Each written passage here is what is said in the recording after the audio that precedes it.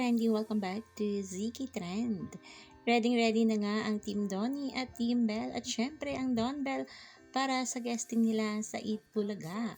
Nasa Eat Bulaga studio na nga ang ating Don Bell at syempre itong ating Belinda ay sobrang taas nga ng energy at makikita nga dito sa nasabing video na dinalaw nga niya si Donnie sa kanyang dressing room at may pabeso pa nga itong ating Belle. Makikita din na habang bumeso nga si Belle kay Donnie ay napa-lean nga si Donnie kay Belle. Talaga namang mag-jowa coded ang dalawang ito.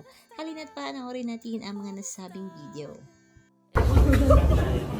Ay, dito kayo mga mas. Dito tayo mga mas. Hi! Magkailang kayo na nato?